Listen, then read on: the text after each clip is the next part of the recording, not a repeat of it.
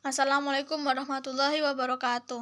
Hai teman-teman, selamat datang di channel YouTube saya. Di sini saya akan membahas tentang mengkonstruksi makna tersirat dalam sebuah teks anekdot. Tapi sebelum itu, alangkah baiknya jika kita mengetahui tentang apa itu teks anekdot.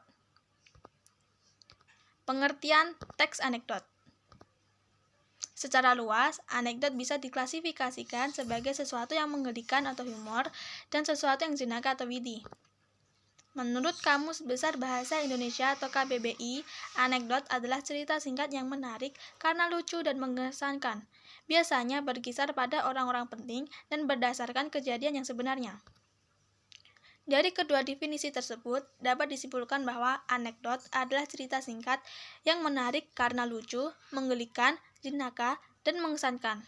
Biasanya berkisar pada orang-orang penting dan berdasarkan kejadian yang sebenarnya. Kemudian, tujuan teks anekdot. Tujuan utama anekdot tidak hanya untuk membangkitkan tawa, tetapi juga untuk mengungkapkan suatu kebenaran yang lebih umum daripada kisah singkat itu sendiri, atau untuk melukiskan suatu sifat karakter dengan ringan sehingga ia menghentak dalam kilasan pemahaman yang langsung pada intinya, atau kritik dan saran. Selanjutnya, struktur teks anekdot. Teks anekdot umumnya terdiri dari 5 struktur, antara lain. Pertama, abstraksi, yaitu bagian di awal paragraf yang berfungsi memberi gambaran tentang isi teks. Biasanya, bagian ini menunjukkan hal unik yang akan ada di dalam teks.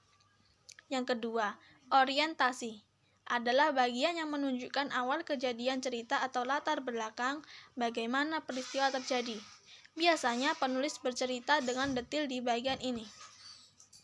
Yang ketiga, krisis, merupakan bagian di mana terjadi hal atau masalah yang unik atau tidak biasa yang terjadi pada si penulis atau orang yang diceritakan.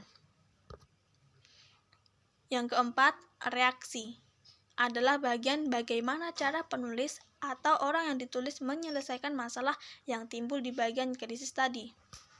Yang kelima, koda, merupakan bagian akhir dari cerita unik tersebut. Bisa juga dengan memberi kesimpulan tentang kejadian yang dialami penulis atau orang yang ditulis. Selanjutnya, kaidah teks anekdot.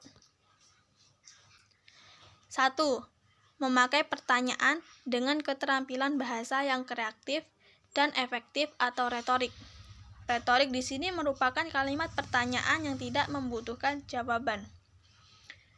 Yang kedua, menulis sesuai struktur, yaitu diawali dengan bagian abstrak dan diakhiri dengan bagian koda. Yang ketiga, menyatakan peristiwa serta bagian dari peristiwa menggunakan konjungsi atau kata sambung.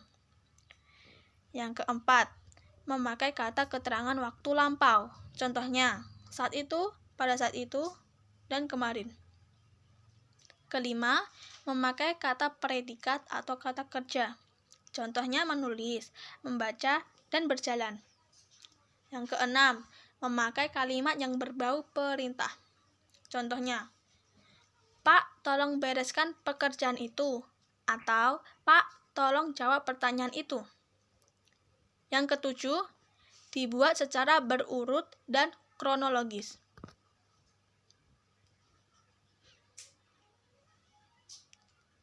Nah, setelah mengerti tentang teks anekdot, kita akan memasuki pokok inti pembahasan kita tadi, yaitu makna tersirat. Makna tersirat adalah makna yang tidak disampaikan secara terbuka dari sebuah teks. Jadi, pembaca harus membaca secara keseluruhan sebuah teks untuk menemukan makna tersiratnya. Dalam menyampaikan tujuan dari teks anekdot, biasanya akan menggunakan makna tersirat. Ayo kita lihat contoh teks anekdot berikut ini. Dosen yang juga menjadi pejabat.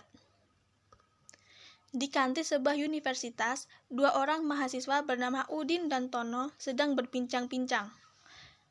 Saya heran sama dosen ilmu politik, ucap Tono. Kalau mengajar selalu duduk, tidak pernah mau berdiri. Begitu saja diperhatikan, timpal Udin tegas.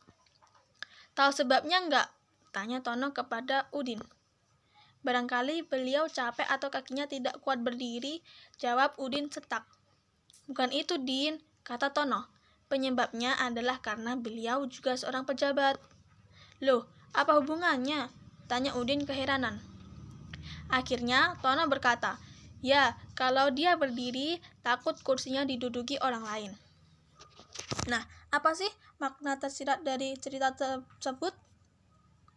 Dari teks itu, kita mengetahui dua orang mahasiswa sedang berbicara tentang salah satu dosen. Hanya saja, teks tersebut tidak hanya menceritakan tentang sang dosen ilmu politik, tapi juga perilaku pejabat pada umumnya. Sebagaimana penjelasan dari Tono di bagian koda tadi. Kebanyakan pejabat tidak mau kehilangan jabatannya. Karena itu, mereka mengupayakan berbagai cara agar tetap pada posisi atau kursinya. Padahal, pejabat memiliki masa jabatan. Jika masa jabatan tersebut sudah habis, mereka harus bersedia digantikan oleh orang lain. Itulah penjelasan dari saya mengenai teks anekdot. Semoga bermanfaat bagi kalian semua. Apabila terdapat kekurangannya, saya mohon maaf.